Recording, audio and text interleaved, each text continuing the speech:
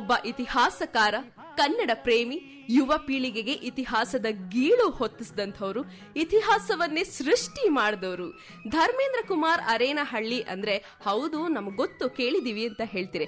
ಆದ್ರೆ ಧರ್ಮಿ ಅಂದ್ರೆ ನಮ್ ಧರ್ಮಿ ನಮಗ್ ಗೊತ್ತು ಅಂತ ಹೇಳ್ತೀರಿ. ಹೌದು, ಹಾಗನ್ನೋಷ್ಟು ಆತ್ಮೀಯರು ನಮ್ ಧರ್ಮಿ ಸರ್.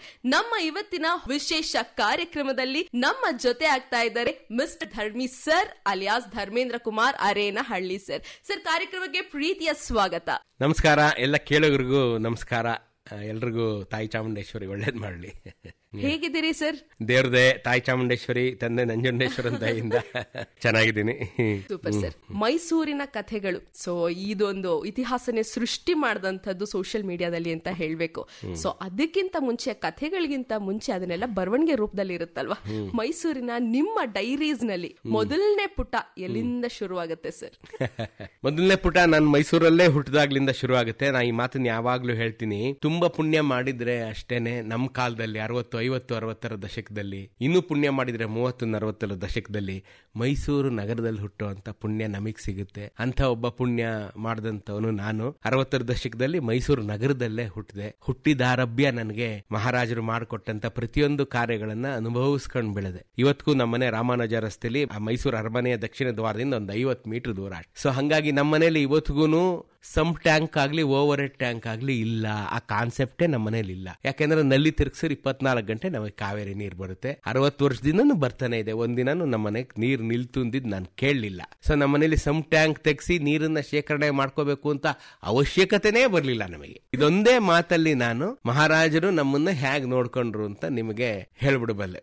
ಹಾಗಾಗಿ ನನಗೆ ಶ್ರೀರಾಮ ರಸ್ತೆ ಮತ್ತು 3ನೇ ರಾಮಚಂದ್ರ ಅಗ್ರಹಾರ ನನ್ನ ಹುಟ್ಟಿದಂತ ಸ್ಥಳಗಳು, ಚಾಮುಂಡೇಶ್ವರಿ ಕ್ಲಿನಿಕ್ ಅಂತ ಆಗೊಂದು ಮನೆ, ತುಂಬಾ ಅದ್ಭುತವಾದಂತ, ನವಿರಾದಂತ, ಬಹಳ ಸೌಂದರ್ಯಯುತವಾದಂತ, ನಿಜವಾಗ್ಲೂ ಸಂತೋಷದ ಕ್ಷಣಗಳನ್ನೇ ತುಂಬಿಕೊಂಡಂತ ಬಾಲ್ಯ ನಮ್ಮದಾಗಿತ್ತು ಆಗ. ಖಂಡಿತ. ನೀವು ಹೇಳಿದ್ರಿ ಮಹಾರಾಜರು ಕೊಟ್ಟಂತಹ ಸೌಲಭ್ಯ ಎಲ್ಲವನ್ನೂ ಕೂಡ ನಾನು ಅನುಭವಿಸಿ ಬೆಳೆದಿರೋಂಥದ್ದು ಅಂತ. ಅವ್ರು ಕೊಟ್ಟಂತಹ ಸೌಲಭ್ಯಗಳಲ್ಲಿ ಫಸ್ಟ್ ಟಿಕ್ ಮಾಡ್ಕಂದ್ರೆ ಶಾಲೆಗಳು. ಸೊ ಆ ಶಾಲೆಯ ದಿನಗಳ ಬಗ್ಗೆ ಹೇಳಿ sir. So out of the box ಒಬ್ಬ ಹಿಸ್ಟೋರಿಯನ್ ಮತ್ತೆ ಒಬ್ಬ ಸಿವಿಲ್ ಇಂಜಿನಿಯರ್ ಅನ್ನ ಹೊರತುಪಡಿಸಿ ನಿಮ್ಮ ಒಂದು ಸಹಜವಾದ ಬಾಲ್ಯ, ಒಂದು ಸ್ಕೂಲ್ ಡೇಸ್ ಹೇಗಿತ್ತು? ಸಿಕ್ಕಾಪಟ್ಟೆ ತರಲೆ ಮಾಡ್ತೀರಾ, ಕೀಟ್ಲೆ ಮಾಡ್ತೀರಾ, ಹೇಗೆ ಕಥೆ ಇದು? ತುಂಬಾ ಸೊಗಸಾದಂತ ಬಾಲ್ಯ ಕೂಡ. ನಾನು ಯಾವಾಗ್ಲೂ ಒಂದ್ ಮಾತು ಹೇಳ್ತೀನಿ ಎಲ್ಲಾರ್ಗುನು, ನಾನು ಎಲ್ಲೋ ಯಾವ್ದೋ ಊರಲ್ಲಿ ಸೈಟ್ ತಗೊಂಡ್ ಮನೆ ಕಟ್ಬೇಕು ಅಂತ ಇದೀನಿ, ಅಥವಾ ಯಾವ್ದೋ ಏರಿಯಾದಲ್ಲಿ ಬೆಂಗಳೂರಲ್ಲಿ ಸೈಟ್ ತಗೊಂಡ್ ಮನೆ ಕಟ್ಬೇಕು ಅಂತ ಇದೀನಿ. ಯಾಕೆ ಅಂತ ಕೇಳಿದಾಗ, ನನ್ನ ಮಕ್ಕಳಿಗೆ ಹತ್ರ ಆಗುತ್ತೆ ಅಂತನೋ, ನಾವು ಸ್ವಲ್ಪ ಕಾಮ್ ಆಗಿರ್ಬೇಕು ಅಂತನೋ, ಟ್ರಾಫಿಕ್ ದೂರ ಇರಬೇಕು ಅಂತನೋ, ಹಲವಾರು ಕಾರಣಗಳನ್ನ ನಮ್ಮ ಕೊಲೀಗ್ಸ್ ಅಥವಾ ನನ್ನ ಸ್ನೇಹಿತರು ಅಥವಾ ನನಗಿಂತ ಚಿಕ್ಕವರು ಹೇಳ್ತಾ ಇರ್ತಾರೆ. ಅವ್ರಿಗೆ ನಾ ಒಂದ್ ಪ್ರಶ್ನೆ ಕೇಳ್ತೀನಿ, ಬೆಳಗ್ಗೆ ಎದ್ದು ಕಾಫಿ ಕುಡಿಯೋಕೆ ಹಾಲ್ ತರಕ್ ಅಂಗಡಿಗೆ ಹೋದಾಗ, ನೀನ್ ಹೊರಗಡೆ ಬಂದು ಕಾಲ್ ಚಾಚ್ಕೊಂಡು ಒಂದು 10 ನಿಮಿಷ ಕೂತ್ಕೊಂಡಾಗ, ನಿನ್ ಮಕ್ಳು ಬೆಳಗ್ಗೆ ಎದ್ದು ಹೊರಗಡೆ ಹೋದಾಗ ಯಾರ ಜೊತೆ ಬೆರಿತೀರಿ ಅನ್ನೋದ್ರ ಮೇಲೆ ಅವರ ಬಾಲ್ಯ ಡಿಪೆಂಡ್ ಆಗುತ್ತೆ. ನಮ್ಮ ಮಕ್ಕಳು ಯಾರ ಜೊತೆ ಬೆಳಗ್ಗೆ ಎದ್ದು ಬೆರೀತಾರೆ ಅನ್ನೋದ್ರ ಮೇಲೆ ಅವ್ರ ಬಾಲ್ಯ ಡಿಪೆಂಡ್ ಆಗುತ್ತೆ. ಸೊ ಹಾಗಾಗಿ ನನ್ನ ಬಾಲ್ಯ ತುಂಬಾ ಅತಿರಥರ ಮಹಾರಥರ ಮಧ್ಯ ನಾನು ಬೆಳೆದೆ. 3ನೇ ಕ್ಲಾಸ್ ರಾಮಚಂದ್ರ ಅಗ್ರಹಾರದಲ್ಲಿ ನಮ್ಮನೆ ಎದುರುಗಡೆ ಅತ್ಯಂತ ಪ್ರಖ್ಯಾತ ಸಾಹಿತಿಗಳಾದಂತ MB ಸೀತಾರಾಮಯ್ಯನವರಿದ್ರು. ನಮ್ಮನೆ ಪಕ್ಕಕ್ಕೆ ಸಾಹಿತಿಗಳಿದ್ರು, ಈ ಕಡೆ ಪಕ್ಕಕ್ಕೆ ಸಾಹಿತಿಗಳಿದ್ರು. ಸೊ ಹೀಗೆ ನಾವು ಹುಟ್ಟುತ್ತಾ ಇವರೆಲ್ಲರ ಸಹವಾಸದಲ್ಲಿ ಬೆಳೆದೆ ನಾನು. ಹಂಗಾಗಿ ಓಹೋ, ಮೈಸೂರು ಅಂದ್ರೆ ಹೀಗೇನೆ. ಹೌದು, ಪ್ರತಿ ಮನೆ, ಪ್ರತಿ ಬೀದಿಯಲ್ಲಿ ಸಾಹಿತಿಗಳು, ನಾಟ್ಯಕಾರರು, ಸಂಗೀತಗಾರರು, ಕಲಾವಿದರು. ನಮ್ಮ 3 ಬೀದಿ ಆಚೆ ವೀಣೆ ಶೇಷಣ್ಣ, 4 ಬೀದಿ ಆಚೆ ವೀಣೆ ಶಾಮಣ್ಣವ್ರ ರಸ್ತೆ. ನಮ್ಗೆ ಯಾರು ವೀಣೆ ಶೇಷಣ್ಣ, ಯಾರು ವೀಣೆ ಶಾಮಣ್ಣವರು, ಯಾರು ಪಿಟೀಲ್ ಚೌಡಯ್ಯನವರು, ಯಾರು ಸುಬ್ಬಲಕ್ಷ್ಮಿಯವರು ಎಲ್ಲ ಬಾಲ್ಯದಲ್ಲೇ ನಮ್ಗೆ ಬೈ ಡಿಫಾಲ್ಟ್ ಗೊತ್ತಾಗೋಗಿತ್ತು. ಯಾಕಂದ್ರೆ ನಾವು ಅದ್ ನೋಡ್ತಾನೆ ಬೆಳೆದು ಬಿಟ್ಟಿದ್ವಿ. 4 ಹೆಜ್ಜೆ ಹಾಕಿದ್ರೆ ಅರಮನೆ ಬಂದ್ಬಿಡೋದು. ಸೊ ಮಹಾರಾಜರು ಎಲ್ಲವನ್ನ ನೋಡ್ತಾನೆ ಬೆಳೆದು ಬಿಟ್ಟಿದ್ವಿ. ಹಂಗಾಗಿ ಅಯ್ಯೋ ನಮ್ ಬಾಲ್ಯ ಏನ್ ಇಂಥ ರಾಯಲ್ ಬಾಲ್ಯ ಅಂತ ನಾ ಕರ್ಕೋತೀನಿ. ಇದು ರಾಯಲ್ ಬಾಲ್ಯ. ಮಹಾರಾಜರ ಅರಮನೆ ಒಳಗ್ ನಾವು ಬೆಳಿಲಿಲ್ಲ ಅಷ್ಟೇ, ಮೈಸೂರೇ ಒಂದ್ ಅರಮನೆ ಲೆಕ್ಕ ನಮಗೆ. ಹಂಗಾಗಿ ನಮ್ ಬಾಲ್ಯ ಬಹಳ ಅದ್ಭುತವಾಗಿತ್ತು, ಬಹಳ ಜ್ಞಾನ ಸಂಪಾದನೆ ಮಾಡಿದ್ದು. ಇವತ್ತು ನಾನು ನಿಮ್ಮ ಮುಂದೆ ಬಂದು ಮಾತಾಡ್ತಾ ಇದ್ದೀನಿ ಅನ್ನೋದಕ್ಕೆ ನನ್ನ ಬಾಲ್ಯ ಮತ್ತು ನನ್ನ ನೆರೆಹೊರೆಯ ಅತ್ಯಂತ ಪಂಡಿತೋತ್ತಮರು ನನ್ನಲ್ಲಿ ಕೊಟ್ಟಂತ ಒಂದು 4 ಆಣೆ ಜ್ಞಾನ, ಅವರ ಆಶೀರ್ವಾದ, ಅವರ ಕಾಲು ಧೂಳಿನ ಮೇಲೆ ನಾನು ಇವತ್ತು ಈ ಮಾತನ್ನ ಆಡ್ತಾ ಇದ್ದೀನಿ. ನಾನು ಓದಿದಂತ ಸ್ಕೂಲು ಶ್ರೀಕೃಷ್ಣ ಲಲಿತ ಕಲಾ ಮಂದಿರ ಅಂತ ಒಂದು ಸ್ಕೂಲು. 1ನೇ ಕ್ಲಾಸಿಂದ 7ನೇ ಕ್ಲಾಸ್ ವರೆಗೆ, ನರ್ಸರಿಯಿಂದ 7ನೇ ಕ್ಲಾಸ್ ವರೆಗೆ ನಾನು ಅಲ್ಲೇ ಓದಿದ್ದು. ಬಹಳ ಸೊಗಸಾದಂತ ಸ್ಕೂಲು. ಎಲ್ಲಾ ಸ್ಕೂಲ್ನಲ್ಲಿ ಮೇಡಮ್ಗಳೇ ಇದ್ದಿದ್ದು ಅವಾಗ. ಬಹಳ ಸೊಗಸಾದಂತ ಸ್ಕೂಲು. 7ನೇ ಕ್ಲಾಸ್ ವರೆಗೂ ಆ ಬಾಲ್ಯವನ್ನ ಕಳೆದಿದ್ದು ನಮ್ಗೆ ಇವತ್ತಿಗೂ ಪ್ರತಿ ಕ್ಲಾಸು ಒಂದು ಕಣ್ಣಲ್ಲಿ ಕಟ್ಟದಂಗಿದೆ. ನಾನು ಒಂದು ನೆನಪಿಸ್ಕೊಳ್ಳೋದಕ್ಕೆ ಇಷ್ಟಪಡ್ತೀನಿ. ಏನಪ್ಪಾ ಅಂತಂದ್ರೆ, ಅವಾಗ ನಮ್ಗೆಲ್ಲ ವರ್ಲ್ಡ್ ವಾರ್ ಮುಗಿದ ಮೇಲೆ ಅಪೌಷ್ಟಿಕ ಮಕ್ಕಳಿಗೆ ಪ್ರೋಟೀನು ಅಂತ ಒಂದು ಕೊಡೋರು, ಅಮೆರಿಕಾದಿಂದ ಕೊಡೋರು. ಅಪೌಷ್ಟಿಕ ದೇಶದ ಸಾಲಿನಲ್ಲಿ ನಮ್ಮ ಭಾರತವೂ ಇತ್ತು. ಈಗ 60 ವರ್ಷದ ಕೆಳಗಡೆ ಏನಿದು ಅಂದ್ರೆ ಅವಾಗೆಲ್ಲ ಒಂದೊಂದು ಪೊಟ್ನ, ಕಾಗದದ ಪೊಟ್ನ ಗೊತ್ತಾ, ಈಗ ಚುರುಮುರಿ ಮಾಡ್ಕೊಡ್ತಾರಲ್ಲ, ಆ ತರ ಚುರುಮುರಿ ಮಾಡೋ ಪೊಟ್ನದಲ್ಲಿ ಎಲ್ಲರಿಗೂ ಒಂದೊಂದು ಪೊಟ್ನ ಪ್ರೋಟೀನ್ ಕೊಡೋರು. ತುಂಬಾ ಚೆನ್ನಾಗಿರೋದು. ನಾವು ಅದನ್ನ ತಿಂತವೇ ಇದ್ವಿ. ನೇರವಾಗಿ ಪ್ರೋಟೀನ್ ತಗೊಳ್ಳೋ ಅಂತ ಪ್ರಕ್ರಿಯೆ ಅದು. ಅದೊಂದು ಸ್ವಲ್ಪ ಕಡಲೆಪುರಿ ತರಾನೇ ಇರೋದು. ಇವತ್ತಿಗೂ ನನ್ಗೆ ಆ ರುಚಿ ಬಾಯಲ್ಲಿದೆ. 2 ತರ ಪ್ರೋಟೀನ್, ಒಂದು ಖಾರ ಮತ್ತು ಒಂದು ಸಿಹಿ, 2 ತರ ಪ್ರೋಟೀನ್, 2 ಪೊಟ್ನ ಕೊಡೋರು ಸ್ಕೂಲಲ್ಲಿ ನಮ್ಗೆ. ಈಗ 60 ವರ್ಷದ ಕೆಳಗೆ ಮಿಡ್ ಡೇ ಮೀಲ್ ಇನ್ನು ಮಕ್ಕಳಿಗೆ ಊಟ ಅನ್ನೋದೇ ಇನ್ನು ಶುರುವಾಗಿಲ್ದೇ ಇರೋ ಕಾಲ ನಮ್ಗೆ ಇಲ್ಲಿ. ಸೊ ಇದು ನನ್ನ ಬಾಲ್ಯದ ಒಂದು ಗುರುತು. ಮತ್ತೆ ನನ್ನ ಬಾಲ್ಯದ ಗುರುತು ಬಹಳ ಕಲಿಕೆ ಮತ್ತು ಬಹಳ ಸಂತೋಷ. ತೆಗಿತಾ ಇದ್ರೆ ಈಗ್ಲೂ ಕೂಡ ಅದು ಆ ಎನರ್ಜಿ ಹಾಗೆ ಇದೆ ಅಲ್ಲ? ಹೌದು, ನಿಜವಾಗ್ಲೂ ಹಾಗೆ ಇದೆ. ಯಾಕೆಂತಂದ್ರೆ ಹಾಡೋದನ್ನ ಮತ್ತೆ ಮಾತಾಡೋದನ್ನ ಆಗ್ಲಿಂದನೂ ನಾನು ರೂಢಿಸ್ಕೊಂಡಿದ್ದೆ. ಆಗ ನಿಮ್ಗೆ ಗೊತ್ತಿರಬಹುದು, ಪೆನ್ಸಿಲ್ಗಳು ಕೊಡೋರು ಪ್ರೈಸ್. ಹಾಗೆಲ್ಲ ನಾವು ಗಲ್ಲಿ ಕ್ರಿಕೆಟ್ ಆಡ್ತಾ ಇದ್ವಲ್ಲ, ಆಗ ಪೆನ್ಸಿಲ್ ಇಟ್ಟೇ ಆಡ್ತಾ ಇದ್ದಿದ್ದು. 5 ಪೆನ್ಸಿಲ್ ಮ್ಯಾಚ್ ಗೆದ್ರೆ 5 ಪೆನ್ಸಿಲ್ ಅಂತ. ಪೆನ್ಸಿಲ್ಗಳು ಎಷ್ಟು ಗೆದ್ವಿ ಅನ್ನೋದ್ರ ಮೇಲೆ ನಾವ್ ಎಷ್ಟು ದೊಡ್ಡ ಮ್ಯಾಚ್ ಆಡಿದ್ವಿ ಅಂತ. ಆಕ್ಚುಲಿ ಇದೊಂಥರ ಹೆಲ್ದಿ ಬೆಟ್ಟಿಂಗ್ ಅಂತ. ಹೌದು. ಸೊ ಕಾಂಪಿಟೇಷನ್ ಹೆಲ್ತಿ ಆಗಿತ್ತು.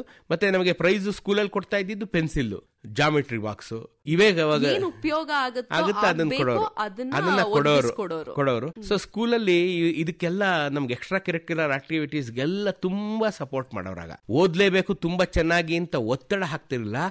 ಅವಾಗೆಲ್ಲ ನಮ್ಮ ಮೇಸ್ಟ್ರುಗಳು, ಮೇಡಮ್ಗಳು ಇವನಲ್ಲಿ ಏನ್ ವಿಶೇಷವಾದಂತ ಗುಣಗಳಿದೆ ಅಂತ ಗುರುತಿಸೋರು. ಏನಾದ್ರು ಒಂಚೂರು ಕಂಡುಬಿಟ್ರೆ ಅದನ್ನ ನಿಂತ್ಕೊಂಡು ಮಾತಾಡೋ ನೀನು, ನಿಂತ್ಕೊಂಡು ಹಾಡೇಳೋ ನೀನು, ಬಾ ನೀನ್ 5ನೇ ಕ್ಲಾಸಿಗೆ ಮಾತಾಡೋ ಬಾ, 6ನೇ ಕ್ಲಾಸಿಗೆ ಮಾತಾಡೋ ಬಾ ಅಂತ ಎಲ್ಲ ಕ್ಲಾಸಿಗೆ ಕರ್ಕೊಂಡು ಹೋಗೋದು, ಅಲ್ಲಿ ಮಾತಾಡ್ಸೋದು, ಎಲ್ಲ ಕ್ಲಾಸಿಗೆ ಕರ್ಕೊಂಡು ಹೋಗೋದು, ಅಲ್ಲಿ ಹಾಡು ಹೇಳ್ಸೋದು. ಸೊ ಈ ರೀತಿಯಾಗಿ ನಮ್ಮನ್ನ ಪ್ರೋತ್ಸಾಹಿಸೋದು. ಅದು ಎಷ್ಟು ಒಳ್ಳೆ ಪ್ರೋತ್ಸಾಹ ಅಲ್ವಾ ಸರ್? ಸೊ ಬಹುಶಃ ಈಗಿನ ಜನರೇಷನ್ ಅಲ್ಲಿ ಈ ರೀತಿಯ ಒಂದು ಪುಟ ಬೇಕು ಅಂತ ಅನ್ಸತ್ತೆ. ಮೇನ್ಲಿ ಬರೀ ಸಿಲೆಬಸ್ ಫೋಕಸ್ಡ್ ಆಗಿರೋದ್ರ ಹೊರತಾಗಿ ಈ ಎಕ್ಸ್ಟ್ರಾ ಕರಿಕ್ಯುಲರ್ ಏನಿದೆ ಇದ್ರ ಮೇಲೂ ಕೂಡ ಬೆಳಕು ಚೆಲ್ಲಿ ಅಂತ ಹೇಳ್ಬೇಕು. ಖಂಡಿತವಾಗಿ. ಯಾಕೆಂತಂದ್ರೆ ಈಗಿನ ಮಕ್ಳಿಗೆ ನಾನು ಅದನ್ನೇ ಹೇಳ್ತಾ ಇರ್ತೀನಿ, ಓದೋದು ಅನ್ನೋದು, ಡಿಗ್ರಿ ತಗೋಬೇಕು ಅನ್ನೋದು ನಮ್ಮ ಕಾಲಕ್ಕೆ ಕೊನೆ ಆಯ್ತು. ಡಿಗ್ರಿ ತಗೊಂಡ್ರಷ್ಟೇ ಕೆಲಸ ಸಿಗುತ್ತೆ ಅನ್ನೋದು ನಮ್ಮ ಕಾಲಕ್ಕೆ ಮುಗಿದೋಯ್ತು. ಈ ಕಾಲದಲ್ಲಿ ನಿಮ್ಮ ಹತ್ರ ಸ್ಕಿಲ್ ಇರಬೇಕು.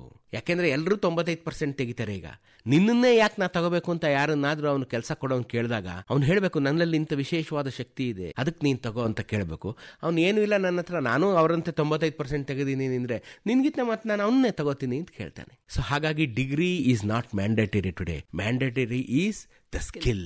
ಸೊ ಎಲ್ಲರೂ ಸ್ಕಿಲ್ ಕಲ್ತ್ಕೊಳ್ಳಿ. ನೀವೇನೋ ಒಂದು ಒಳ್ಳೆ ಅಡಿಗೆ ಮಾಡಿ, ನಿಮ್ಗೆ ತಾಜ್ ವೆಸ್ಟ್ ಎಂಡ್ ಅಲ್ಲಿ ನಿಮ್ಗೆ 3 ಕೋಟಿ ಸಂಬಳ ಇದೆ ಇವತ್ತು ಒಳ್ಳೆ ಅಡಿಗೆವನ್ಗೆ.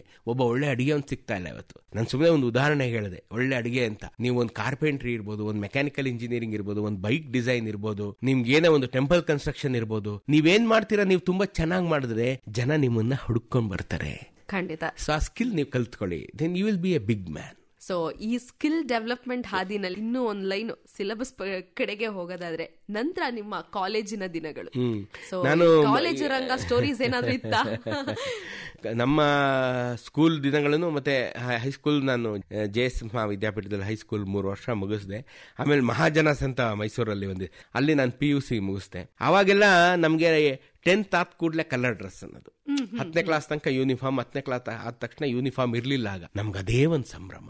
ಯೂನಿಫಾರ್ಮ್ ಇಲ್ಲ ಅನ್ನೋದೇ ಒಂದು ಸಂಭ್ರಮ. ದಿನ ಕಲರ್ ಬಟ್ಟೆ ಹಾಕ. ಅವಾಗೆಲ್ಲ ಕಲರ್ ಬಟ್ಟೆ ನಮ್ಮ ಹತ್ರ 100 ಜೊತೆ ಇರ್ತಾ ಇರ್ಲಿಲ್ಲ. ಇದ್ದಿದ್ದೇ 2 ಜೊತೆ 3 ಜೊತೆ 4 ಜೊತೆ ಮ್ಯಾಕ್ಸಿಮಮ್ ಅಂದ್ರೆ ಅದೇನೆ. ಬಟ್ ದಿನ ಒಂದೇ ಕಲರ್ ಬಟ್ಟೆ ಹಾಕೋಬೇಕಿತ್ತಲ್ಲ, ಅದರಿಂದ ಈಚೆ ಬಂದ್ಬಿಟ್ಟಿದ್ವಿ ಆಗ ನಾವು ಕಾಲೇಜಲ್ಲಿ. ಓಹೋ, ಕಾಲೇಜ್ ಇಸ್ ಫ್ರೀ. ಆಮೇಲೆ ಕಾಲೇಜಿಗೆ ಬ್ಯಾಗ್ ತಗೊಂಡು ಹೋಗಿರ್ಲಿಲ್ಲ ಆಗ ನಮ್ಮ ಕಾಲದಲ್ಲಿ. 2 ಪುಸ್ತಕ, 1 ಪೆನ್ ಅಷ್ಟೇನೆ. ಟೆಕ್ಸ್ಟ್ ಬುಕ್ ತಗೊಂಡೋಗು, ಅದು ತಗೊಂಡೋಗು, ಹೋಮ್ ವರ್ಕ್ ಬರ್ಕೊಂಬ, ಇವೆಲ್ಲ ಹೈಸ್ಕೂಲ್ಗೆ ಕೊನೆ ಆಗ್ಬಿಟ್ಟಿತ್ತು. ಅಂದ್ರೆ ಆಗ ಕಾಲೇಜಿಗೆ ಬರೋ ಅಷ್ಟೊತ್ತಿಗೆ ಮಕ್ಕಳು ಮೆಚೂರ್ ಆಗಿರ್ತಾರೆ ಅನ್ನೋದು ಅವ್ರ ಮನಸ್ಸಿನ ಭಾವನೆ ಆಗಿತ್ತು. ಈಗ ನೀವು +1 +2 ಹೈಸ್ಕೂಲ್ ತರನೇ ನೀವು ಇಷ್ಟಿಟ್ಟು ದೊಡ್ಡ ಬ್ಯಾಗ್ ಇಟ್ಕೊಂಡು ಹೋಗಿ ನೋಡಿದ್ರೆ ಏನ್ ಅರ್ಥ ಆಗುತ್ತೆ ಅಂತಂದ್ರೆ, ಈ ಮಕ್ಕಳು ಇನ್ನೂ ಮೆಚೂರ್ ಆಗಿಲ್ಲ, ಹಾಗಾಗಿ ಇವ್ರನ್ನ ಮಕ್ಕಳು ತರನೇ ನೋಡ್ತಿದ್ದಾರೇನೋ ಅಂತ ನನ್ನ ಭಾವನೆ.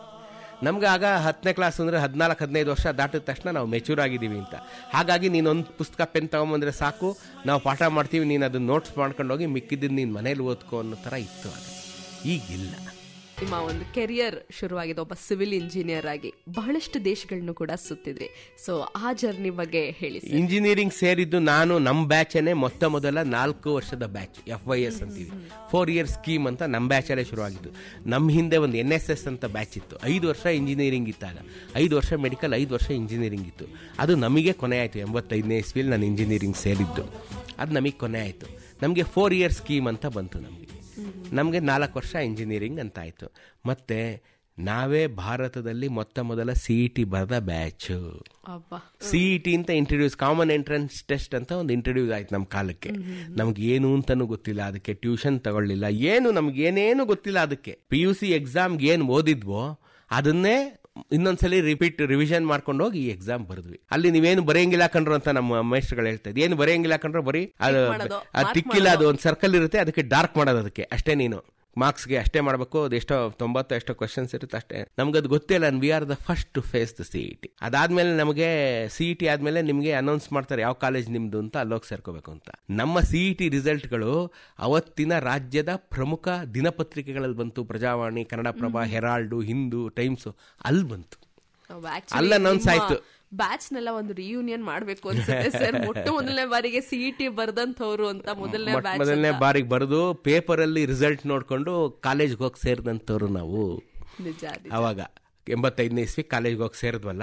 ಏನ್ ಕಾಲೇಜ್ ಫೀಸು ಆಗ ನಮ್ಗೆ 150 ರೂಪಾಯಿ ಇಂಜಿನಿಯರಿಂಗ್ ಫೀಸ್. 150 × 4 ಕಟ್ಟಬೇಕು. ಒಂದು ವರ್ಷಕ್ಕೆ 600 ರೂಪಾಯಿ ಕಟ್ಬಿಟ್ರೆ ಮುಗೀತು ಅಲ್ಲಿಗೆ. 2,500 ರೂಪಾಯಿನಲ್ಲಿ ನಾವು ಇಂಜಿನಿಯರಿಂಗ್ ಓದಿದೀವಿ. ಬರೀ 2,500 ರೂಪಾಯಿ ಅಷ್ಟೇ. 4 ವರ್ಷ ಇಂಜಿನಿಯರಿಂಗ್ 2,500 ರೂಪಾಯಿನಲ್ಲಿ ಮುಗಿಸಿದೀವಿ. ಅಮ್ಮ, ನಾವು ಈ ನೆಲಕ್ಕೆ, ಈ ಸರ್ಕಾರಗಳಿಗೆ, ಈ ಮಹಾರಾಜರಿಗೆ ನಾವು ಎಷ್ಟು ಋಣಿಗಳಾಗಿದ್ರು ಸಾಲದು. ಒಂದು ಇಂಜಿನಿಯರಿಂಗ್ ಡಿಗ್ರಿನ ಬರೀ ನಾವು 2,500 ರೂಪಾಯಿ ಮುಗಿಸಿ ಅಂದ್ರೆ ಅದರ ಅರ್ಥ ಏನು? ಅದಕ್ಕೋಸ್ಕರ ಅವರು ಮಿಕ್ಕ ಖರ್ಚನ್ನೆಲ್ಲ ಸರ್ಕಾರ ಭರಿಸಿದೆ, ಸರ್ಕಾರ ಜನಗಳಿಂದ ತೆರಿಗೆ ತಗೊಂಡಿದೆ. ಸೊ ಎಲ್ಲ ಜನಗಳು ನಮ್ಮ ಇಂಜಿನಿಯರಿಂಗ್ ಖರ್ಚನ್ನ ಭರಿಸಿದ್ದಾರೆ. ಜಯಚಾಮರಾಜೇಂದ್ರ ಇಂಜಿನಿಯರಿಂಗ್ ಕಾಲೇಜಲ್ಲಿ ನಾನು ಓದಿದ್ದು. ಬಹಳ ಪ್ರತಿಷ್ಠಿತವಾದಂತ ಸಂಸ್ಥೆ. ಕಾಲೇಜು ಓದಬೇಕಾದ್ರೇನೆ ನಮ್ಗೆ ಇಂಜಿನಿಯರಿಂಗು ಮತ್ತು ಅದರ ವಿಸ್ತಾರ, ಅವಾಗೆಲ್ಲ ಕ್ಯಾಂಪಸ್ ಇಂಟರ್ವ್ಯೂ ಅನ್ನೋದೆಲ್ಲ ಏನು ಇರ್ಲಿಲ್ಲಮ್ಮ. ಕಾಲೇಜ್ ಮುಗಿಸಿ ನಾವೇ ಕೆಲಸ ಹುಡುಕಬೇಕಿತ್ತು. ಸೊ ಒಂದು ಟಿಪಿಕಲ್ ಲೈನ್ ಅಲ್ಲಿ ಹೋಗ್ತಾ ಇದ್ರಿ. ಇದ್ರ ಮಧ್ಯೆ ಈ ಇತಿಹಾಸದ ಬಗ್ಗೆ, ಇತಿಹಾಸ ಅಂದ್ರೆ ಅಯ್ಯೋ ಟ್ರೈ ಸಬ್ಜೆಕ್ಟ್ ಯಾಕಪ್ಪ ಅಂತ ಹೇಳೋರ್ ಮಧ್ಯೆ ಇತಿಹಾಸನೇ ನನಗಾಪ್ತ, ಇತಿಹಾಸನೇ ನನಗಾಪ್ಯ, ನನ್ಗೆ ಇದು ಅನ್ನೋ ರೀತಿನಲ್ಲಿ ನೀವು ಇತಿಹಾಸದ ಬಗ್ಗೆ ಮಾತಾಡ್ತೀರಿ ಸರ್. ಸೊ ಇದ್ರ ಒಲವು ಯಾವಾಗ ಶುರು ಆಯ್ತು, ಎಲ್ಲಿ ಶುರು ಆಯ್ತು? ಇದು ನೋಡಿ, ಇದು ನಾನು ಕಾಲೇಜ್ ಮುಗಿಸಿದ್ಮೇಲೆ ನಿಮ್ಗೆ ನಂಬ್ತಿರೋ ನಂಬಲ್ವೋ 2 ವರ್ಷ ನಾವು ಸಂಬಳ ಇಲ್ಲದೆ ಕೆಲಸ ಮಾಡಿದ್ವಿ. ಎಲ್ಲ most of the civil engineers ಅದೇ ತರ ಸಂಬಳ ಕೊಡ್ತಾ ಇರಲಿಲ್ಲ. ಯಾಕೆಂದ್ರೆ ಸಿವಿಲ್ ಇಂಜಿನಿಯರ್ಗಳ ಅಷ್ಟು ಸ್ಕೋಪ್ ಇರಲಿಲ್ಲ ನಮ್ಮ ಭಾರತದಲ್ಲಾಗ. ಇನ್ನೂ ಅಷ್ಟು ಸ್ಕೋಪ್ ಇರಲಿಲ್ಲ. ಆಗ IT BT ಬಂದಿರಲಿಲ್ಲ ಬೆಂಗಳೂರಿಗೆ, ಬೂಮ್ ಆಗಿರ್ಲಿಲ್ಲ ಬೆಂಗಳೂರು. ಸಿವಿಲ್ ಇಂಜಿನಿಯರ್ಗಳು ಅಥವಾ ಇಡೀ ದೇಶದಲ್ಲಿ ಯಾವುದು ಬೂಮಿಂಗ್ ಇರಲಿಲ್ಲ, ಮೊಬೈಲ್ ಫೋನ್ ಇರಲಿಲ್ಲ, ದೇಶ ಜಾಗತೀಕರಣಕ್ಕೆ ತನ್ನನ್ನು ತಾನು ತಕೊಂಡಿರಲಿಲ್ಲ. ಇನ್ನು ಸಾಂಪ್ರದಾಯಿಕವಾಗೇ ಮುಂದುವರಿತಾ ಇದ್ವಿ ನಾವು ಒಂದು ಗ್ಯಾಸ್ ಸಿಲಿಂಡರ್ ಬುಕ್ ಮಾಡಿ 2 ವರ್ಷ ಕಾದಿದೀವಿ, ಒಂದು ಲೂನಾ TFR ಬುಕ್ ಮಾಡಿ 2 ವರ್ಷ ಕಾದಿದೀವಿ, ಒಂದು ಟೆಲಿಫೋನ್ ಬುಕ್ ಮಾಡಿ 3-4 ವರ್ಷ ಕಾದಿದೀವಿ ನಾವೆಲ್ಲ. ಸೊ ಆ ಜಮಾನದಿಂದ ಬಂದವರು ನಾವು. ಹಂಗಾಗಿ ಕೆಲಸನೂ ಅಷ್ಟೇ ಸುಲಭವಾಗಿ ಸಿಗ್ತಾ ಇರ್ಲಿಲ್ಲ, ಕೆಲಸನೇ ಸಿಗ್ತಾ ಇರ್ಲಿಲ್ಲ. ಆಗ ಇಂಜಿನಿಯರಿಂಗ್ ಮಾಡಿದ್ರು ಕೆಲಸ ಇರ್ಲಿಲ್ಲ. ಆಗ ಎಲ್ಲೋ ಒಂದ್ ಕಡೆ 2 ತಿಂಗಳು ಫ್ರೀ ಆಗಿ ಮಾಡಿ ನೋಡೋಣ ಅಂತ 2 ತಿಂಗಳು ಫ್ರೀ ಆಗಿ ಮಾಡಿದ್ಮೇಲೆ ಮತ್ತೊಂದ್ ಕಡೆ ಕೆಲಸಕ್ಕೆ ಸೇರಿದೆ. 600 ರೂಪಾಯಿ ಸಂಬಳ, ಮೊದಲ ತಿಂಗಳ ಸಂಬಳ. ಸೊ ಹೀಗೆ ಶುರುವಾಯಿತು. ಆಗೆಲ್ಲ ನಿಧಾನವಾಗಿ ಭೂಮ್ ಆಗ್ತಾ ಇದ್ದಿದ್ದು ಈ ಸೌದಿ ಅರೇಬಿಯಾ ಮತ್ತು ಗಲ್ಫ್ ಕಂಟ್ರಿಗಳು, ದುಬೈ ಮತ್ತೆ ಇಂಥ ಕಂಟ್ರಿಗಳು ಅವಾಗ ಭೂಮ್ ಆಗಕ್ಕೆ ಶುರುವಾಗಿತ್ತು. ಎಲ್ಲ ಸಿವಿಲ್ ಇಂಜಿನಿಯರ್ಗಳಿಗೆ ಫೈನಲ್ ಡೆಸ್ಟಿನೇಷನ್ ಅಂದ್ರೆ ಗಲ್ಫು. ಯಾಕೆ ಗಲ್ಫು? 3 times ದಿ ಸ್ಯಾಲರಿ. ಇಲ್ಲಿ 10,000 ಇದ್ರೆ ಅಲ್ಲಿ 40,000 ಆಯ್ತು. ಮತ್ತೆ ಟ್ಯಾಕ್ಸ್ ಫ್ರೀ ಸ್ಯಾಲರಿ. ನಮ್ ಪೇಪರ್ ಮೇಲೆ ಏನ್ ಸ್ಯಾಲರಿ ಗ್ರಾಸ್ ಅಂತಿತ್ತೋ ಆ ಗ್ರಾಸ್ ಸ್ಯಾಲರಿ ನಮ್ಮ ಅಕೌಂಟ್ಗೆ ಬರೋದು. 1 ರೂಪಾಯಿ ಟ್ಯಾಕ್ಸ್ ಇರ್ಲಿಲ್ಲ. ಟ್ಯಾಕ್ಸ್ ಏನ್ ಹಿಡ್ಕೋತಾ ಇರ್ಲಿಲ್ಲ. ಎಲ್ಲೂ ಯಾವ ಟ್ಯಾಕ್ಸೇ ಇಲ್ಲ ಆ ದೇಶದಲ್ಲಿ ಯಾವ್ದಕ್ಕೂ. ಸೊ ಹಂಗಾಗಿ ಇತ್ತಿತ್ತು. ಮತ್ತೆ ಒಂದು ಇಂಜಿನಿಯರಿಂಗ್ ಡಿಗ್ರಿ ಇದ್ರೆ ನಮಗೆ ಕೆಲಸ ಸಿಗೋದಾಗ. ಯಾಕೆಂದ್ರೆ ಡಿಗ್ರೀಸ್ ಬಹಳ ಇಂಪಾರ್ಟೆಂಟ್ ಇತ್ತು ಅವಾಗೆಲ್ಲ. ನಾವು ಸೀದಾ ಹೋಗೋಂಗ್ ಇಂಜಿನಿಯರಿಂಗ್ ಡಿಗ್ರಿ ಅಲ್ಲಿ ಕೊಡೋಂಗಿಲ್ಲ. ಮೊದಲು ನಮ್ಮ ಒರಿಜಿನಲ್ ಇಂಜಿನಿಯರಿಂಗ್ ಡಿಗ್ರಿ ಸರ್ಟಿಫಿಕೇಟ್ ನಲ್ಲಿ ಕಳಿಸ್ಬೇಕಿತ್ತು. ಅವ್ರು ಅದನ್ನ ಚೆಕ್ ಮಾಡಿ ಅದ್ರ ಮೇಲೆ ಸೀಲ್ ಹಾಕಿ ಕಳಿಸೋರು, ಅವ್ರ ದೇಶದ ಸೀಲು. ನನ್ನ ಇಂಜಿನಿಯರಿಂಗ್ ಡಿಗ್ರಿ ಸರ್ಟಿಫಿಕೇಟ್ ಹಲವಾರು ದೇಶಗಳ ಸೀಲಿಂದ ತುಂಬೋಗಿ ಡಿಗ್ರಿನೇ ಕಾಣಿಸದೇ ಇರೋದು ತುಂಬೋಗಿ. ಆವಾಗ ಅವ್ರು ನನ್ನ ಕರ್ಸ್ಕೊಂಡ್ ಮೇಲೆ ನಾವು ಮೊಬೈಲ್ ಫೋನ್ ಬರೋಕ್ ಮುಂಚೆನೆ ನಾವು ಈ ದೇಶ ಬಿಟ್ಬಿಟ್ಟಿದ್ದೆ, ಹೋಗಿ ಅಲ್ಲಿ ಕೆಲಸ ಮಾಡೋಕ್ಕಾಯ್ತು. ಸೊ ಅಲ್ಲಿ ನನಗೆ ಇದೆಲ್ಲ ಅನ್ಸೋದಕ್ಕೆ ಶುರುವಾಯ್ತು. ನನಗೇನು ಅನ್ಸೋದಕ್ಕೆ ಶುರುವಾಯ್ತು, ನಾವು ಕನ್ನಡಿಗರು ಹೊರದೇಶಗಳಿಗೆ ಹೋಗೋದು ತುಂಬಾ ಕಡಿಮೆ. ನಮ್ಮ ಕನ್ನಡಿಗರು, ನನ್ನ ಸ್ನೇಹಿತರೆಲ್ಲ ಅವಾಗ ನಾನು ಕೆಲಸ ಮುಗಿಸಿ ಹೋಗೋಷ್ಟೊತ್ತಿಗೆ ನಮ್ಮ ಹುಡುಗರೆಲ್ಲ ಇಂಜಿನಿಯರಿಂಗ್ ಪಾಸ್ ಮಾಡಿ ಮಾಸ್ಟರ್ಸ್ಗೋಸ್ಕರ ಅಮೆರಿಕಾಗೆ ಹೋಗ್ತಾ ಇದ್ರು. ಎಲ್ಲರೂ ಅಮೆರಿಕಾಗೆ ಹೋಗೋರೆ, ನಾನೊಬ್ನೇ ವಿರುದ್ಧ ದಿಕ್ಕಿನಲ್ಲಿ ಗಲ್ಫ್ಗೆ ಹೋದನು. ಅವಾಗ ನನ್ಗೆ ಅನ್ಸೋದಕ್ಕೆ ಶುರು ಆಯ್ತು, ನಾವು ಕನ್ನಡಿಗರು ನಮ್ಮನ್ನ ನಾವು ಹೆಮ್ಮೆ ಪಟ್ಕೊಳ್ಳೋದಿಲ್ಲ, ನಮ್ಮೇಲೆ ನಮ್ಗೆ ಅಭಿಮಾನವಿಲ್ಲ, ನಾವೆಲ್ಲ ನಿರ್ಭಿಮಾನಿಗಳು, ನಮಗೆ ಭಾಷೆ, ಸಾಹಿತ್ಯ, ನೆಲ, ಜಲ, ಇತಿಹಾಸದ ಬಗ್ಗೆ ಅರಿವಿಲ್ಲ. ಯಾಕೆ ಅರಿವಿಲ್ಲ ಅಂತ ಅನ್ಸೋದು. ನನ್ಗೆ ಇವೆಲ್ಲ ಯಾಕೆ ಗೊತ್ತಾಗ್ತಾ ಇತ್ತು? ನನ್ನ ಬಗ್ಗೆ ನನಗೂ ಅಷ್ಟು ಗೊತ್ತಿರ್ಲಿಲ್ಲ. ನನಗೂ ಈ ಇತಿಹಾಸ, ನೆಲ, ಜಲದ ಬಗ್ಗೆ, ಮಹತ್ವದ ಬಗ್ಗೆ ನಾವು ಯಾವತ್ತು ಯೋಚನೆ ಮಾಡಿದವರಲ್ಲ. ಹುಟ್ಟಿದ್ವಿ, ಬೆಳೆದ್ವಿ, ಇಂಜಿನಿಯರಿಂಗ್ ಓದಿದ್ವಿ, ಅಷ್ಟೇ ನಮ್ ಕೆಲಸ ಅನ್ನೋ ತರ ನಾನು ಎಲ್ಲರಂತೆ ಇದ್ದೆ. ಒಂದು ದಿನ ಪಾಕಿಸ್ತಾನಿ ರೆಸ್ಟೋರೆಂಟ್ ಅಲ್ಲಿ ನಾನು ಊಟ ಮಾಡ್ತಾ ಇದ್ದೆ, ಈಗ 25 ವರ್ಷದ ಕೆಳಗೆ. ಅವ್ನು ನನ್ನನ್ನು ಕೇಳ್ದ, ನೀನ್ ಎಲ್ಲಿಂದ ಬಂದಿದ್ಯಾ? ನಾನಂದೆ, ನಾನು ಬೆಂಗಳೂರಿಂದ ಬಂದಿದ್ದೀನಿ. ಅವರೆಲ್ಲ ಒಂದ್ಸಲಿ ತಿರುಗಿ ನೋಡಿದ್ರು ನನ್ನನ್ನು. ಅಲ್ಲ ಕಣೋ, ನಾವು ನಮ್ಮ ಜೀವಿತಾವಧಿಯಲ್ಲಿ ಒಂದು ಸಲ ಬೆಂಗಳೂರನ್ನು ನೋಡಬೇಕು ಅಂತ ಕಾತಿರ್ದಂದಿದ್ದೀವಿ. ನೀನು ಅಲ್ಲಿ ಬಿಟ್ಟು ಇಲ್ಲಿ ಬಂದಿದೆಯಲ್ಲ. ಆಗ ನನಗೆ ಹೌದಾ, ನಮ್ಮ ಬೆಂಗಳೂರು ಅಷ್ಟೊಂದು ಬೆಲೆ ಉಳ್ಳದ್ದ ಅಂತ ಅನ್ಸೋದಕ್ಕೆ ಶುರುವಾಯ್ತು. ಅಲ್ಲಿಂದ ಬೆಳೀತಾ ತುಂಬಾ ಒಂಥರ ಇನ್ನು ಕೇಳೋಣ ನೀವು ಬಂದದ ಹಾದಿ ಅಂತ ಅನ್ನಿಸ್ತಾ ಇದೆ ಸರ್. ಒಂದ್ ನಿಮಿಷಕ್ಕೆ ನಾನು ಪಾಸ್ ಆಗ್ಬಿಟ್ಟೆ. ನೀವು ಮಾತಾಡಿ ತುಂಬಾ ಅಡ್ವೆಂಚರಸ್ ಅಂತಾರಲ್ಲ, ಆ ರೀತಿ ಇದೆ ಇದೊಂದು ಜರ್ನಿ. ಸೊ ಅಲ್ಲಿಂದ ಶುರುವಾಗಿದ್ದು ನಿಮ್ಗೆ ಬೆಂಗಳೂರಿನ ಒಂದು ಸೆಳೆತ. ಅದೊಂದು ಉದಾಹರಣೆ ಕಣಮ್ಮ. ಎರಡನೇ ಉದಾಹರಣೆ ಏನಂದ್ರೆ, ಈ ನಮ್ಮ ಮಲಯಾಳ ತಮಿಳು ಈ ಕೊಲೀಗ್ಸ್ ನಂದಿರೋರಲ್ಲ, ಅವರೆಲ್ಲ ಕರ್ನಾಟಿಕ್ ಮ್ಯೂಸಿಕ್ ಅಂದವರು. CARNATIC ಕರ್ನಾಟಿಕ್ ಅಂತ ಬರೆಯೋರು. ಇದಿಲ್ಲಪ್ಪ, ನಾನು ಕರ್ನಾಟಕ ಅನ್ನೋದು. ಅವರಲ್ಲ ಗುರು, ಕರ್ನಾಟಕನೇ ಬೇರೆ, ಅದು ನಿಮ್ಮ ರಾಜ್ಯ.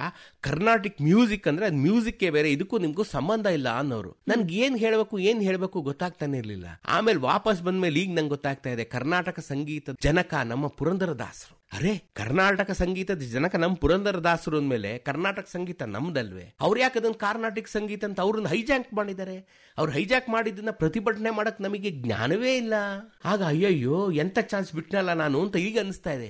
ವಾಪಸ್ ಹೋಗಿ ನಾನು ಅವ್ರು ಹೇಳ್ಬಿಟ್ಟು ಬರಲ್ಲ, ನಾನು ಇಲ್ಲ ಇದು ನಮ್ದು ಈಗ ಅಂತ ಹೇಳ್ಬಿಟ್ಟು ಬರ್ಬೇಕು ಅನಿಸ್ತಾ ಇದೆ. ಸೊ ಈ ಅಜ್ಞಾನ ಅವಾಗ ನನ್ನನ್ನು ಎಚ್ಚರಿಸ್ತು. ಹೌದಾ, ಇದ್ಯಾಕೆ ಹಿಂಗೆ ಅಂತ ಪ್ರತಿಯೊಂದನ್ನು ಕ್ವಶನ್ ಮಾಡಕ್ಕಾಯ್ತು. ಅವ್ರು ಎಲ್ಲ ತಮ್ಮದನ್ನ ತುಂಬಾ ದೊಡ್ಡ ಲೆಗೆಸಿ ಹೇಳ್ಕೊಳ್ಳೋರು. ನಮ್ಮೂರಲ್ಲಿ ಹಂಗಿದೆ, ನಮ್ಮೂರಲ್ಲಿ ಹಿಂಗಿದೆ, ನಮ್ಮೂರಲ್ಲಿ ಅಷ್ಟು ದೊಡ್ಡ ರಸ್ತೆ ಇದೆ, ನಮ್ಮೂರಲ್ಲಿ ಇಷ್ಟು ದೊಡ್ಡ ರಸ್ತೆ ಇದೆ. ಅರೆ, ನಮ್ಮೂರಲ್ಲಿ ಮೈಸೂರಲ್ಲಿ ನಾನು ಹೊಸಲು ದಾಟಿ ಅಂಬೆಗಾಲಿಟ್ಟು ಮಗುವಾಗಿದ್ದಾಗ, ಈಗ ನೀವೆಲ್ಲ ಏನ್ ಮಾಡ್ತೀರಿ, ನಿಮ್ಮ ಮಕ್ಕಳಿಗೆ ನಿಮ್ಮ ಮಗು ಅಂಬೆಗಾಲಿಟ್ಟು ಹೊಸಲು ದಾಟಿದ ತಕ್ಷಣ ಹೊಸಲು ಪೂಜೆ ಮಾಡಿ ಸ್ವೀಟ್ ಮಾಡಿ ಎಲ್ರಿಗೂ ಹಂಚ್ತೀರ ಅಲ್ವೇ? ಅದೊಂದು ಸಂಪ್ರದಾಯ.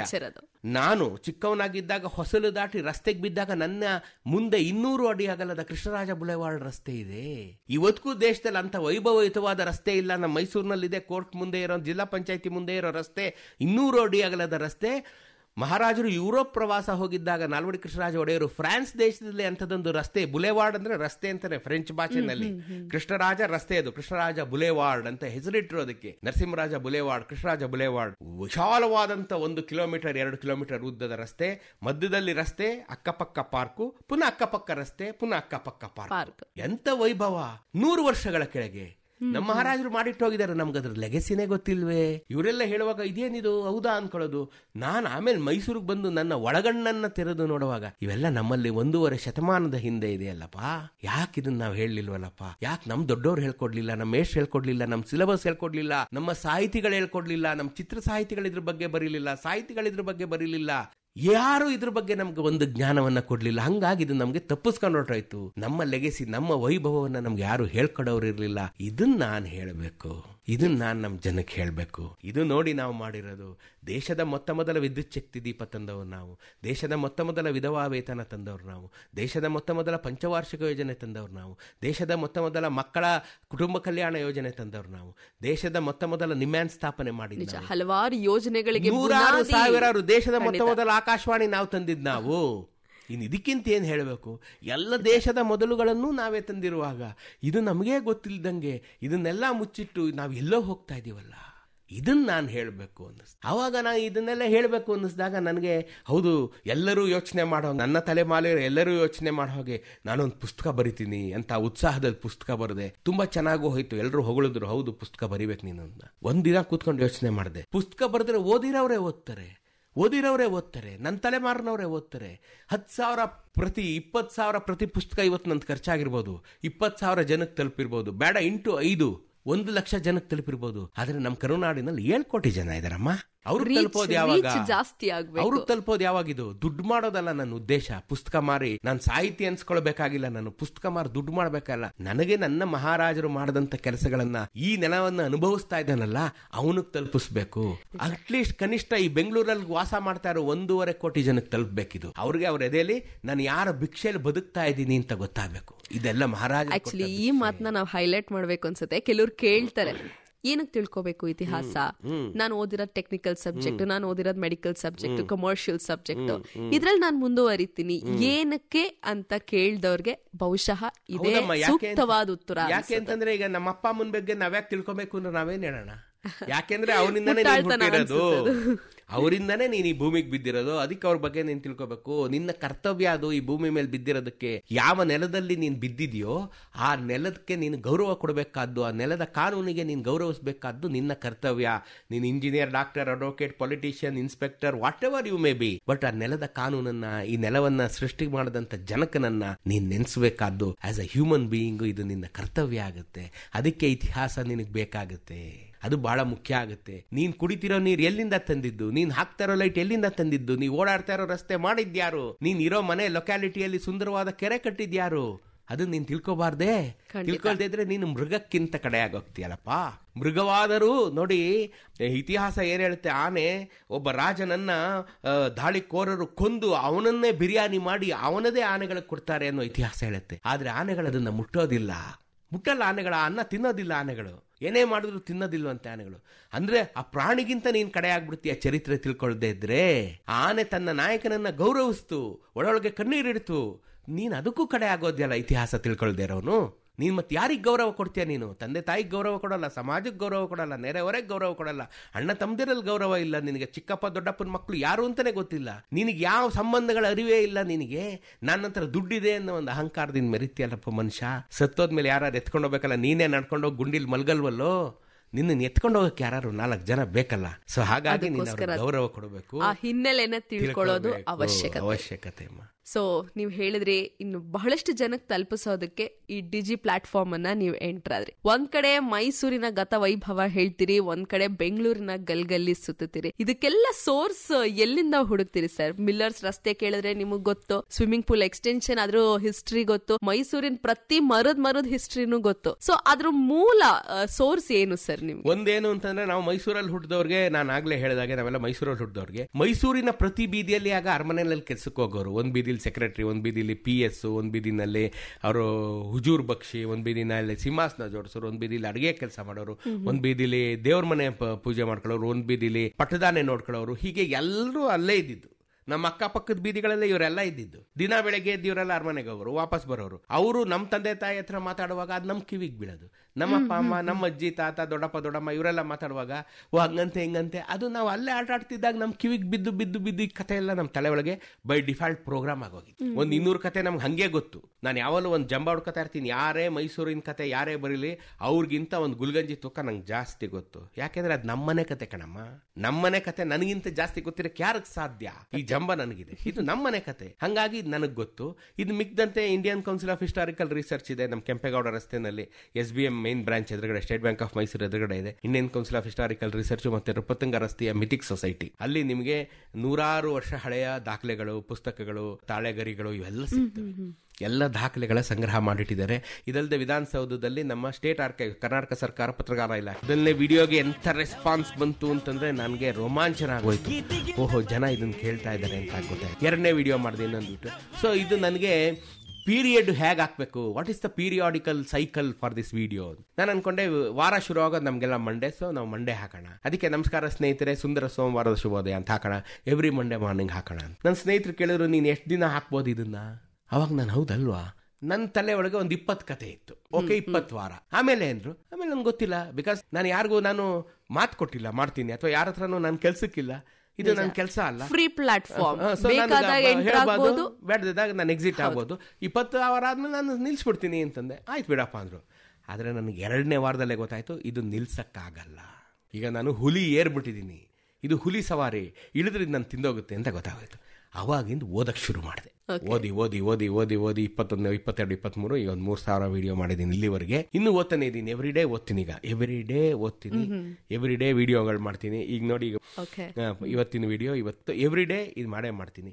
ರಾತ್ರಿ ಒಂದು ಯೂಟ್ಯೂಬ್ ವಿಡಿಯೋ ಹಾಕ್ತೀನಿ, ಫೇಸ್ಬುಕ್ ಅಲ್ಲಿ ಹಾಕ್ತೀನಿ, ಇನ್ಸ್ಟಾಗ್ರಾಮಲ್ಲಿ ಹಾಕ್ತೀನಿ. ಇನ್ಸ್ಟಾಗ್ರಾಮಲ್ಲಿ ಹಾಕೋ 1 ನಿಮಿಷದ್ದು ನಮ್ಮ ಇವತ್ತಿನ ಜೆನ್ಜಿ ಯುವಜನತೆಗೆ ತಾಳ್ಮೆನೇ ಇಲ್ದೇ ಇರೋ, ಪೇಷನ್ಸೇ ಇಲ್ದೇ ಇರೋ ಅಂತ ಹುಡುಗರು, ಅವ್ರಿಗೆ 30 ಸೆಕೆಂಡ್ 40 ಸೆಕೆಂಡಲ್ಲಿ ಹೇಳ್ತೀನಿ. ಅದರಲ್ಲೂ ಯಾರೋ 100ರಲ್ಲೊಬ್ಬ ತುಂಬ ಇಂಟ್ರೆಸ್ಟ್ ಆಗಿದ್ದಾನೆ ಅಂದರೆ ಬಪ್ಪ ಯೂಟ್ಯೂಬಲ್ಲಿ ಒಂದು ಅರ್ಧ ಗಂಟೆ ವಿಡಿಯೋದಲ್ಲಿ ಇದನ್ನೇ ಡೀಟೇಲಾಗಿ ಹೇಳಿದ್ದೀನಿ, ಕುತ್ಕೊಂಡು ನೋಡಪ್ಪ ನೀನು ಅಂತ.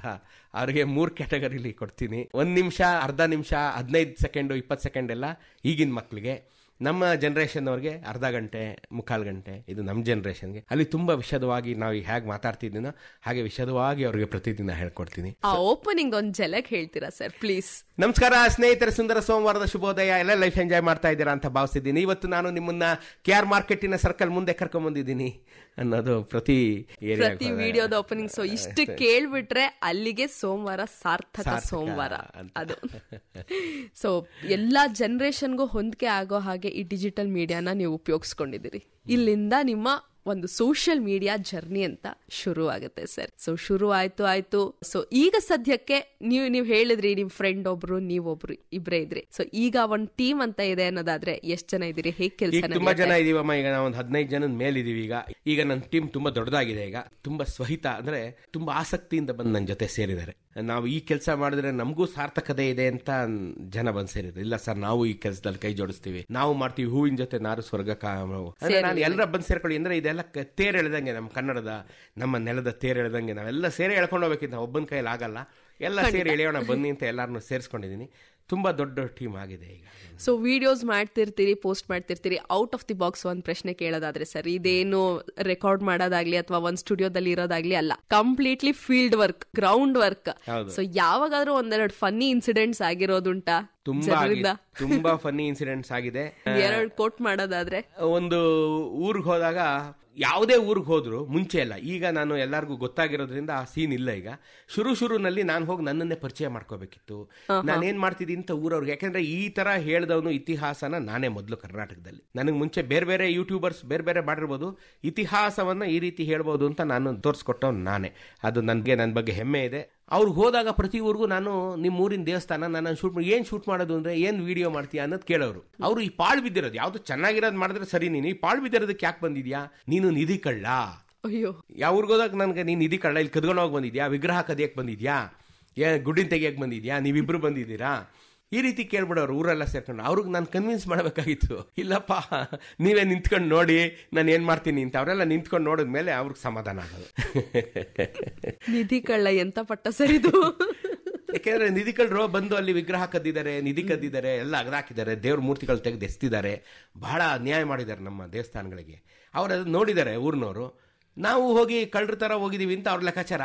ಅದಕ್ಕೆ ಅದು ಒಂದೆರಡು ಈ ಅನುಭವ ಆದ್ಮೇಲೆ ನೆಕ್ಸ್ಟ್ ಊರಿಗೆ ಹೋಗಿ ಊರ್ನವ್ರು ಮಾತಾಡ್ಸಿ ನಾವು ವಿಡಿಯೋ ಮಾಡ್ಬೋದೇ ಅಂತ ಕೇಳ್ಕೊಂಡು ಮಾಡ್ತಾ ಇದ್ದೆ. ಈ ತರ ಪರ್ಮಿಷನ್ ತಗೊಂಡ್ ಮಾಡ್ಬೋದೇ ಅಂತ ಕೇಳ್ಕೊಂಡು. ಈಗಿಲ್ಲ ಅಷ್ಟೇ ಆತರ. ಈಗ ಪಾಪ್ಯುಲರ್ ಫಿಗರ್, ಈಗ ಎಲ್ರಿಗೂ ಧರ್ಮಿ ಅಂತ ಹೇಳಿದ್ರೆ ಗೊತ್ತು. ಧರ್ಮೇಂದ್ರ ಕುಮಾರ್ ಅರೇನಹಳ್ಳಿ ನಾವು ಸ್ಟಾರ್ಟಿಂಗ್ ಅಲ್ಲಿ ಹೇಳ್ದಾಗೆ ಅಷ್ಟ್ ಹೇಳೋದಕ್ಕಿಂತ ನಮ್ ಧರ್ಮಿ ಸರ್ ಅನ್ನೋ ಅಷ್ಟು ಆತ್ಮೀಯತೆ ಬೆಳೆಸ್ಕೊಂಡಿದ್ದಾರೆ. ಹಾಗಾಗಿ ಜನನೇ ಕಾಯ್ತಾ ಇರ್ತಾರೆ. ಈಗ ಬಹಳ ಆತ್ಮೀಯತೆಯನ್ನು ಕರ್ಕೊಂಡೋಗಿ ಅವ್ರ ದೇವಸ್ಥಾನ ತೋರಿಸ್ಕೊಡ್ತಾರೆ. ಸೊ ಈಗ ಅವರೆಲ್ಲರ ಪ್ರೀತಿಗೆ ನಾನೀಗ ಋಣಿ ಅಂತ ಹೇಳ್ಬೋದು. ಒಂದಷ್ಟು ಪ್ರಶ್ನೆಗಳು ಸರ್, ಅಂದ್ರೆ ಎಲ್ಲ ಚುಟುಕು ಪ್ರಶ್ನೆಗಳು. ಧರ್ಮಿ ಅವ್ರು ಇನ್ನು ಯಾವ ಜಾಗ ಎಕ್ಸ್ಪ್ಲೋರ್ ಮಾಡ್ಬೇಕು? ಈಗ ಬೀದರ್ ಮಾಡ್ಬೇಕು, ಕರಾವಳಿ ಶುರು ಮಾಡಿದೀನಿ, ಕಾರವಾರದಿಂದ ಕಾಸರಗೋಡು ಮಾಡ್ಬೇಕು, ಮತ್ ನಮ್ದೇ ಊರು ಮಾಡ್ಬೇಕು. ಗುಂಡ್ಲುಪೇಟೆ, ಚಾಮರಾಜನಗರ, ಕೊಳ್ಳೇಗಾಲ, KR ಪೇಟೆ, KR ನಗರ, ಇವಕ್ಕೆ ನಾನು ಇನ್ನು ಹೋಗಿಲ್ಲ. ನಮ್ಮ ಜನ ಯಾಕೆ ನೀನ್ ನಮ್ ಕಡೆನೆ ಬಂದಿಲ್ಲ ಅಂತ. ಅದಕ್ಕೆ ನಾನು ಆ ಕಡೆನೆ ಬಂದ್ರೆ ನಮ್ಮ ಉತ್ತರ ಕರ್ನಾಟಕದವ್ರು ಏನ್ ನೀನ್ ಬರೀ ನಿಮ್ಮೂರೇ ಮಾಡ್ತಿರ್ತೀಯ ಅಂತ ಅಂದ್ಬಿಟ್ಟು ಈಗ ಗುಲ್ಬರ್ಗ ತನಕ ಹೋಗಿದ್ದೀನಿ. ಈಗ ಮುಂದೆ ಬೀದರ್, ಬಿಜಾಪುರ ಅದನ್ನೆಲ್ಲ ಮಾಡ್ಬೇಕಿದೆ ಈಗ. Yes sir. ಪುಸ್ತಕ ಪ್ರೇಮಿನ ಅಥವಾ ಭೋಜನ ಪ್ರೇಮಿನ? ಎರಡೂ. ಬಹಳ ಫುಡ್ಡಿ ನಾನು, ಬಹಳ. ನೀವು ನಂಗೆ ನೋಡಿದ್ರೆ ಗೊತ್ತಾಗುತ್ತೆ ನನ್ನ ಸುಲಲಿತವಾಗಿ ಬೆಳೆದಿರೋ ಅಂತ ಹೊಟ್ಟೆ. ಸೊ ಧರ್ಮಿ ಅವ್ರಿಗೆ ಪ್ಲೇಟ್ ಅಲ್ಲಿ ಏನಿದ್ರೆ ತುಂಬಾ ಇಷ್ಟ ಆಗತ್ತೆ? ನನ್ಗೆ ತುಂಬಾ ಸುಖವಾದ ಭೋಜನ ಅಂದ್ರೆ ಅನ್ನ, ಬೇಳೆ, ಸಾರು, ಉಪ್ಪಿನಕಾಯಿ ಅಮ್ಮ ಮಾಡಿದ್ದು, ಮತ್ತೆ ನಮ್ಮ ಮನೆಯೊಳು ಮಾಡೋ ಅಂಥದ್ದು. ಅದ್ರ ಮುಂದೆ ಬೇರೆ ಯಾವ ಸುಖನೂ ಇಲ್ಲ ನಂಗೆ. ಚೂರು ಮಜ್ಜಿಗೆ ತಿಂದ್ಬಿಟ್ರೆ ಬಹಳ ಖುಷಿ. ತಿಂಡಿಯಲ್ಲಿ ನಂಗೆ ಅಕ್ಕಿ ರವೆನ್ ಮಾಡಿರೋಂಥ ಉಪ್ಪಿಟ್ಟು ಮತ್ತೆ ಬಿಸಿಬೇಳೆ ಬಾತ್ ಅಂತೂ ನನ್ನ ಪಂಚ ಪ್ರಾಣ. ಬಿಸಿಬೇಳೆ ಬಾತು ನನ್ನ ಪಂಚ ಪ್ರಾಣ. ನೀವು ಮಧ್ಯರಾತ್ರಿಯಲ್ಲಿ ಹೇಳ್ಸಿದ್ರು ನಾನು ತಿಂದ್ಬಿಡ್ತೀನಿ. ನೆಕ್ಸ್ಟ್ ಧರ್ಮಿ ಅವ್ರು ನಿಮ್ಮ ಊರಿಗೆ ಬಂದ್ರೆ ಪ್ಲೀಸ್ ಬಿಸಿಬೇಳೆ ಬಾತ್ನ ಪ್ರೊವೈಡ್ ಮಾಡ್ಬಿಡಿ. ಇದೆಲ್ಲರಿಂದ ರಿಕ್ವೆಸ್ಟ್. Okay sir. ಸೊ ನಿಮ್ಮ ವಿಡಿಯೋಗಳಿಗೆ ಸಾಥಿ ಯಾರ್ಯಾರು? ಈಗ ನನ್ನ ವಿಡಿಯೋಗಳಿಗೆ ಸಾಥಿ ನಮ್ಮ ಶಿವಸ್ವರೂಪ ಮೊದಲಿಂದ, ನಮ್ಮ ಶರತ್ತು ಮತ್ತೆ ನೇತ್ರಾವತಿ, ನಮ್ಮ ಬ್ರಿಜೇಶ್. ಅವನು ನಾನು ಇಲ್ಲಿ ನೆನಪಿಸ್ಕೊಳ್ಳೇಬೇಕು. ನನ್ನ ಹೆಚ್ಚು ಕಡಿಮೆ 1000ಕ್ಕೂ ಹೆಚ್ಚು ವಿಡಿಯೋಗಳನ್ನ ನಮ್ಮ ಬ್ರಿಜೇಶ್. ಆ ಹುಡುಗ ನೋಡಿ ಏನನ್ನೂ ಎಕ್ಸ್ಪೆಕ್ಟ್ ಮಾಡಿದೆ, ಬಹಳ ಮುಗ್ಧ ಹುಡುಗ, ಏನನ್ನು ನನ್ನಿಂದ ಎಕ್ಸ್ಪೆಕ್ಟ್ ಮಾಡಿದೆ, ಸರ್ ನೀವೇನು ₹1 ನನಗೆ ದುಡ್ಡು ಕೊಡಬೇಡಿ, ನಾನು ನಿಮ್ಮ ಜೊತೆ ಬಂದು ಕೆಲಸ ಮಾಡ್ತೀನಿ ಅಂತ ನನ್ನ ಜೊತೆ ಊರೂರು ತಿರುಗಿದವನು, ಸ್ಕೂಟ್ರಲ್ಲಿ, ಕಾರಲ್ಲಿ, ಬಸ್ಸಲ್ಲಿ, ಟ್ರೈನಲ್ಲಿ ಊರೂರು ನನ್ನ ಜೊತೆ ತಿರುಗಿ ತನ್ನ ಕೆಲಸಗಳನ್ನು ಬಿಟ್ಟು ನನ್ಗೆ ವಿಡಿಯೋ ಮಾಡಿಕೊಟ್ಟಂತನು ನಮ್ಮ ಹುಡುಗ ಬ್ರಿಜೇಶ, ನನ್ನ ಸೋದರ ಬ್ರಿಜೇಶ. ಅವನಿಗೆ ಕ್ರೆಡಿಟ್ ಮೇಜರ್ ಆಗಿ ಸಲ್ಲಬೇಕು. ನನ್ನ ವಿಡಿಯೋಗಳದ್ದು ಅತಿ ಹೆಚ್ಚು ವಿಡಿಯೋಗಳನ್ನ ಮಾಡಿದಂತ ಕೀರ್ತಿ ನಮ್ಮ ಬ್ರಿಜೇಶಂಗ್ ಸಲ್ಲುತ್ತೆ. ಆಮೇಲೆ ನಮ್ಮ ಶರತ್ತು, ನೇತ್ರಾವತಿ, ಆಮೇಲೆ ನಮ್ಮ ಮಂಜು ಅಂತ ಇನ್ನೊಬ್ರು ಇದ್ದಾರೆ. ಸೊ ಇವರೆಲ್ಲರೂ ಎಲ್ಲರೂ ಕೂಡ ಒಂದ್ ಟೀಮ್ ಅಲ್ಲಿ ಇದ್ದೀರಿ. ಇನ್ನೊಂದು ಪ್ರಶ್ನೆ ಎಲ್ರಿಗೂ ಕಾಡ್ತಾ ಇರುತ್ತೆ ಸರ್, ಸಿವಿಲ್ ಇಂಜಿನಿಯರ್ ಆಗಿ ಜಾಸ್ತಿ ಸಂಪಾದನೆ ಮಾಡಿದ್ರೆ ಅಥವಾ ಯೂಟ್ಯೂಬರ್ ಆಗಿ ಜಾಸ್ತಿ ಸಂಪಾದನೆ ಮಾಡಿದ್ರೆ ಹೇಗೆ? ಯಾಕಂದ್ರೆ 37-38 ವರ್ಷ ಕೆಲಸ ಮಾಡಿದೀನಿ, ಇಡೀ ಬದುಕನ್ನ ನಾನು ಅದರಲ್ಲೇ ಕಟ್ಟಿದ್ದೀನಿ. ಸೊ ಹಂಗಾಗಿ ಸಿವಿಲ್ ಇಂಜಿನಿಯರಿಂಗ್ಗೆ ಯಾವತ್ತೂ ನನಗೆ ಅಣ್ಣ ಕೊಟ್ಟಂತ ಧನಿ. ಸೊ ನನ್ನ ಕೈ ಗಾರೆ ಕೆಲಸ ಯಾವತ್ತೂ ನಾನು ಮರೆಯಲಾರೆ. ಇವತ್ತಿಗೂ ನಾನು ಸಿಮೆಂಟ್ ಜಲ್ಲಿನ ಮರಳು ತುಳಿಬೇಕಾದ್ರೆ ಕಣ್ಣು ಗೊತ್ಕೊಂಡೆ ನಾನು ಅದ್ರ ಮೇಲೆ ಕಾಲಿಡ್ತೀನಿ. ಸೊ ಅಷ್ಟು ಭಕ್ತಿ ಅದ್ರ ಮೇಲೆ ನನಗಿದೆ. ನನಗೆ ಊಟ ಕೊಟ್ಟಿದ್ದು ಖಂಡಿತ ಅಷ್ಟು ವರ್ಷ ಸಲಹದಂತಹ ಒಂದು ವೃತ್ತಿ, ಅದು ಮರೆಯೋ ಹಾಗಿಲ್ಲ. ಹಾಗಾಗಿ ಕನ್ನಡ ಅಂದ್ರೆ ನನ್ನ ತಾಯಿ, ಕನ್ನಡ ಅಂದ್ರೆ ನಮ್ಮಮ್ಮ. ನನಗೆ ಕನ್ನಡ ಕೊಡೋಷ್ಟು ಸುಖ, ನೆಮ್ಮದಿ, ನಿರಾಳತೆ ಬೇರೆ ಯಾವುದು ಕೊಡಲ್ಲ.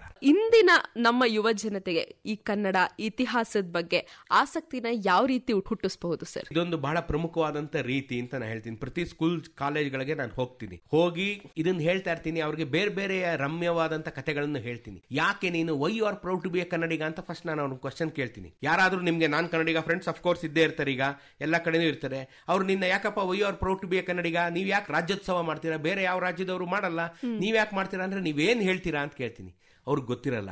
ಆಗ ನಾನು ಹೇಳ್ತೀನಿ, ನೋಡಪ್ಪ ಕನ್ನಡಿಗ ಅಂತ ಹೆಮ್ಮೆ ಪಡೋಕೆ ನಂತರ 10,000 ಕಾರಣ ಇದೆ, ಅದನ್ನ ತಿಳ್ಕೊಳ್ಳಿ ಅಂತ ಹೇಳಿ ಅವ್ರಿಗೊಂದು 3-4 ಕಾರಣ ಹೇಳ್ಕೊಡ್ತೀನಿ. ಇದನ್ನ ತಿಳ್ಕೊಳ್ಳಿ ಅಂದಾಗ ಅವ್ರಿಗೆ ಆಸೆ ಬರುತ್ತೆ. ಆಗ ನಾನು ಹೇಳ್ತೀನಿ, ಇದನ್ನ ಹೇಳ್ಕೊಳ್ಳಿ, ನೀವು why you are proud to be a Kannadiga ಅಂತ ಹೇಳ್ಕೊಳ್ಳಿ. ಫಾರ್ ಎಕ್ಸಾಂಪಲ್, ಭಾರತದ ಮೊದಲ ATM ಅಲ್ಲಿ ಬಂದಂತ ಭಾರತೀಯ ಭಾಷೆ ಕನ್ನಡ. ಇಂಗ್ಲಿಷು ATM ಸೃಷ್ಟಿ ಮಾಡಿದವರು ಅಮೆರಿಕನ್ಸ್ ಅದ್ರಲ್ಲಿ ಇಂಗ್ಲಿಷ್ ಹಾಕಿದ್ರು. ಜಗತ್ತಿನಾದ್ಯಂತ ಇಂಗ್ಲಿಷ್ ಅಲ್ಲಿತ್ತು. ಆದರೆ ಭಾರತಕ್ಕೆ ಬಂದಾಗಲೂ ಇಂಗ್ಲಿಷ್ ಅಲ್ಲೇ ಬಂತು. ಆದ್ರೆ ನಮ್ಮ ಹಿರಿಯರಾದಂಥ ಉದಯಶಂಕರ್ ಪುರಾಣಿಕ ಸರ್, ನನ್ನ ಹಿರಿಯಣ್ಣನ ಸಮಾನರು, ಅವರು ಇದಕ್ಕೆ ಫೈಟ್ ಮಾಡಿ ಸಿಟಿ ಬ್ಯಾಂಕ್ ಇಂದ ಮೊದಲು ಬಂದಿದ್ದು ATM. ಸಿಟಿ ಬ್ಯಾಂಕ್ನವರೇ ಮೊದಲು ಕನ್ನಡ ತಂದಿದ್ದು. ಅವ್ರ ಹತ್ರ ಫೈಟ್ ಮಾಡಿ ಕನ್ನಡ ಸಾಫ್ಟ್ವೇರ್ ಬರೆದು ಅವರು ಕೊಟ್ಟು ಸಿಟಿ ಬ್ಯಾಂಕ್ ಕನ್ನಡ ಹಾಕಿಸಿ ಬೆಂಗಳೂರಲ್ಲಿ ATM ಇನ್ಸ್ಟಾಲ್ ಮಾಡಿಸಿದ್ರು. ಸೊ ಅದು ಒಂದು ನಮಗೆ ಹೆಮ್ಮೆ ಪಡುವಂತ ಕಾರಣ. ನಾವೆಲ್ಲ ಇವತ್ತು ಎಲ್ಲರೂ ಮಾತಾಡಬೇಕು ಅಂತ ಒತ್ತಾಸೆ ಮಾಡ್ತಿರೋಂಥ ಹಿಂದಿ 6 ತಿಂಗಳಾದ್ಮೇಲೆ ಬಂತು ಕನ್ನಡ ಬಂದು. ಮೊದಲು ಕನ್ನಡ ಬಂದಿದ್ದು. ಸೊ ಇದು ಹೆಮ್ಮೆ ಪಡೋ ಕಾರಣ ಅಲ್ವೇ? ಬೆಳೆಯೋ ಸಿರಿ ಮೊಳಕೆಯಲ್ಲಿ ಅನ್ನೋ ಹಾಗೆ ಮಕ್ಕಳಿಗೆ ಈಗಲಿಂದನೇ ಈ ರೀತಿಯ ಒಂದು ಕನ್ನಡ ಪ್ರೇಮ ತುಂಬಿದ್ರೆ ನಿಜವಾಗ್ಲೂ ಅದು ಸಸ್ಟೈನ್ ಆಗೇ ಆಗತ್ತೆ.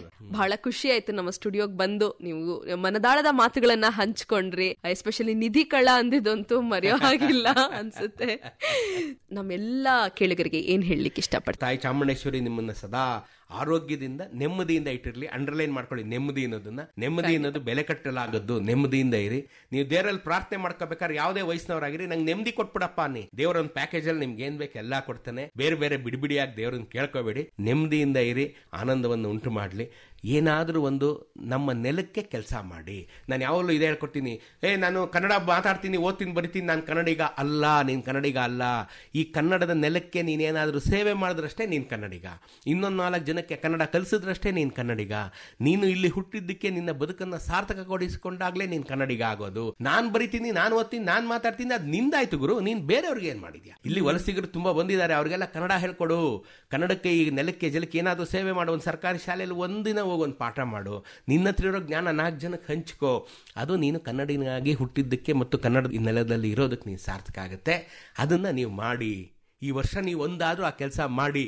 365 ದಿವಸದಲ್ಲಿ ಒಂದಿನ ಆ ಕೆಲಸ ಮಾಡಿ ಅಂತ ನಾನು ಎಲ್ಲ ಕನ್ನಡಿಗರಿಗೆ ಈ ಮೂಲಕ ಕರೆ ಕೊಡ್ತೀನಿ. ನಿಜವಾಗ್ಲೂ ಸ್ಫೂರ್ತಿದಾಯಕವಾದದ್ದು ಇದಂತೂ. ಪ್ರತಿಯೊಬ್ರು ಕೂಡ ಎದ್ ನಿಂತು ಹೌದಪ್ಪ ಒಂದ್ ಶಾಲೆಗೆ ಹೋಗಿ ಒಂದು 1 ಅವರ್ ಆದ್ರೂ ನಾವಲ್ಲಿ ಸಮಯ ಕಳೆದು ಬರೋಣ ಅಂತ ಹೇಳ್ಬೇಕು. ಸಮಯ ಕಳೆದಕ್ಕಿಂತ ಹೆಚ್ಚಾಗಿ ಅವ್ರ ಜೊತೆಗೆ ಉತ್ತಮವಾದ ಸಮಯವನ್ನ ಅನುಭವಿಸಿ ಬರೋಣ ಅಂತ ಹೇಳ್ಬೇಕು. ಸೊ ಈ ವರ್ಷದ ನಿಮ್ಮ ಯೋಜನೆ, ಎಲ್ರಿಗೂ ಒಂದು ಇಯರ್ ಪ್ಲಾನ್ ಅಂತ ಇದ್ದೇ ಇರುತ್ತೆ. ಸೊ ನಿಮ್ಮ ಯೋಜನೆ ಏನು ಅಂತ ರಿವೀಲ್ ಮಾಡಬಹುದಾ? ಈ ವರ್ಷದ ಯೋಜನೆ ನಾನು ಹೇಳೋದಾದ್ರೆ, ಯೂಟ್ಯೂಬಲ್ಲಿ ಈಗ ನಾನು ಪ್ರತಿ ರಾತ್ರಿ ನಾನು ವಿಜಯನಗರ ಸಾಮ್ರಾಜ್ಯದ ಇತಿಹಾಸವನ್ನು ಹೇಳ್ತಾ ಇದ್ದೀನಿ.